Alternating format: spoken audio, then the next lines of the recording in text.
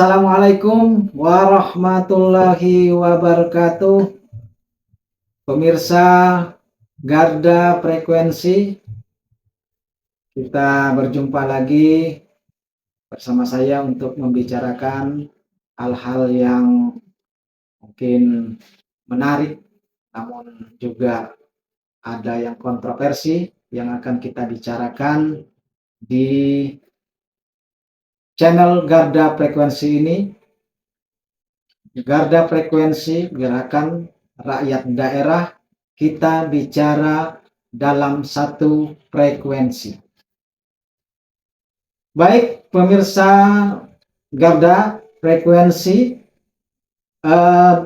untuk kesempatan kali ini kita akan mengupas tentang sebuah fenomena yang sering terjadi di masyarakat, yaitu berupa budaya atau kepercayaan-kepercayaan yang berhubungan dengan hal-hal yang mistis. Ada beberapa banyak pendapat dan pandangan tentang cerita-cerita yang berkembang di masyarakat, khususnya dengan cerita-cerita yang mengandung nilai-nilai mistis, karena hal ini merupakan sebuah fenomena yang biasa terjadi di tengah-tengah masyarakat kita. Kita akan saksikan dulu video yang sudah saya rekam beberapa saat yang lalu bersama sumber kita. Kita saksikan video selengkapnya. Misteri, sesuatu yang tidak nyata tapi dipercaya. Misalnya hantu buta atau hantu suluh, itu kan cerita dari mulut ke mulut orang tua, tapi sudah mengakar jadi sebuah kepercayaan. Jadi menurut pendapat Anda itu kira-kira itu sesuatu yang memang hanya sebagai cerita mistis atau memang bisa dibuktikan secara ilmiah, karena cerita itu kan terus berkembang. Itu bukan mistis atau fenomena, itu bukan ilmiah, tetapi hanya pola pikir. Pola pikir ini ditimbulkan oleh masyarakat golongan ekonomi bawah atau orang kere gitu. Ini kan berkembang bukan cuma di kalangan orang-orang yang miskin, bahkan di kalangan orang-orang yang sudah punya pendidikan yang tinggi atau orang-orang kelas menengah ke atas juga cerita ini juga masih diceritakan sama anak-anak untuk mengisi waktu-waktu di saat mereka berkumpul. Jadi saya kira mungkin ini perlu diluruskan lagi, ini masalah konsumsi cerita-cerita mistis ini bukan cuma sebagai konsumsi orang-orang kelas bawah. Yang menengah ke atas itu bercerita kepada saudara, anaknya, itu mereka mengatakan begini, yang saya tahu itu ya, mereka mengatakan bahwa cerita ini menurut orang-orang miskin, ceritanya begini. Mereka tidak pernah mengalami, tapi makanya mereka menasihati anak-anak mereka itu janganlah jadi orang miskin, karena nanti pola pikirmu begitu, lihat ini pocong, lihat ini, lihat hantu, buta, kenapa? Padahal tidak ada itu. Karena cerita-cerita itu datangnya dari zaman nenek-nenek kita dulu. Nah, cerita itu sebenarnya untuk menakuti penjajah Belanda, penjajah Jepang. Tapi namanya Belanda dan Jepang itu tidak pernah percaya dengan itu. Pokoknya mereka mau menguasai daerah situ bawahnya kan. Nah, diceritakan oleh orang tua zaman dulu bahwa di situ ada hantu, ada apa. Ya, Belanda dan Jepang takut, tapi mereka tidak takut. Malah kalau Jepang itu kalau ketemu hantu ditampari zaman itu. Jadi tidak ada itu, maksudnya itu tidak ada apa. Betul aja itu untuk konsumsi, itu betul aja. Jadi saya tegaskan lagi, itu tidak ada itu cerita-cerita itu sebenarnya hayalan tiga tinggi orang-orang miskin. Sama ini apa yang berkembang di masyarakat tentang cerita-cerita mistis, tentang cerita-cerita mungkin sesuatu yang bersifat khayalan, itu adalah sebuah pembodohan, sehingga masyarakat kita sampai saat ini masih terkungkung dengan hal-hal yang seperti itu, sehingga pola pikir tidak ilmiah.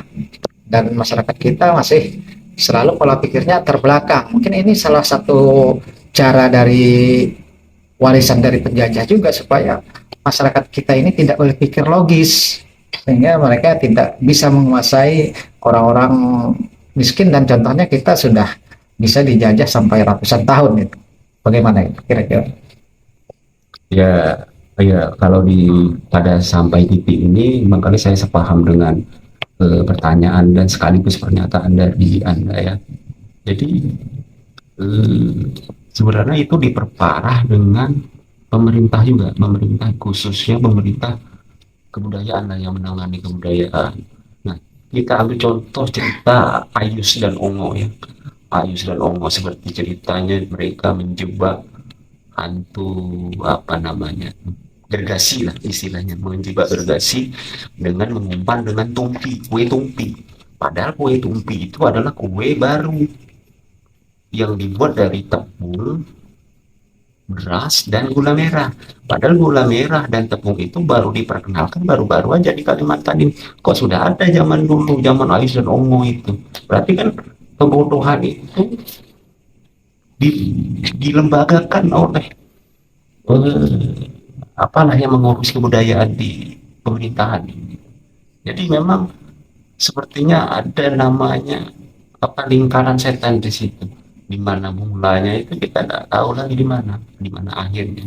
Jadi berputar terus dengan, jadi kita itu mengkonsumsi kebodohan dan yang membuat itu bodoh-bodoh juga kan enggak? Baik, pemirsa Garda Frekuensi. Demikian sudah kita ikuti perbincangan saya bersama narasumber kita tadi. Masih terdapat kontroversi dan perbedaan dalam menyikapi fenomena mengenai hal-hal yang mistis tadi. Sebagaimana yang sudah diungkapkan oleh narasumber kita, bahwa hal-hal yang mistis itu diciptakan oleh orang-orang yang berlatar belakang miskin. Kalau kita bicara tentang kemiskinan, mungkin kita tidak sependapat bahwa cerita-cerita mistis ini hanya dikonsumsi dan diciptakan oleh orang-orang miskin. Tetapi ketika kita berbicara kemiskinan secara universal, kita tidak hanya menganggap kemiskinan itu merupakan sebuah kemiskinan secara materi. Dan di titik inilah saya menemukan sedikit persamaan dengan narasumber kita. Ada satu pendapat yang menurut saya menjadikan sebuah frekuensi yang sama dengan narasumber, bahwa kemiskinan memang menimbulkan hal-hal yang bisa di luar dari nalar dan tidak masuk dalam logika kita. Perilaku miskin bukan hanya miskin dalam hal materi, tetapi juga miskin dalam hal ilmu, miskin akidah, dan juga miskin empati, serta miskin dalam hal yang lainnya yang bukan bersifat materi. Jadi kalau kita mengulas tentang kemiskinan yang bersifat non materi ini, mungkin saja ini akan kita dapatkan bahwa ketika seseorang miskin dalam hal ilmu, maka kecenderungannya untuk berpikir tidak logis lebih besar. Kemudian kalau seseorang itu miskin dalam hal akidah atau keyakinan terhadap agamanya, maka kecenderungannya berpikir menjadi cenderung kepada hal-hal yang animis atau percaya kepada kekuatan lain selain daripada kekuatan Tuhan. Dan apabila seseorang itu memiliki kemiskinan di bidang rasa empati terhadap orang lain, maka akan menimbulkan sikap-sikap eh, egois, dan mungkin bisa terjadi sebuah tirani ketika dia memiliki sebuah kekuasaan, karena kemiskinan dalam hal empati terhadap orang lain akan menimbulkan sifat merasa benar sendiri. Nah, semuanya ini kita kembalikan kepada pemirsa Garda Frekuensi.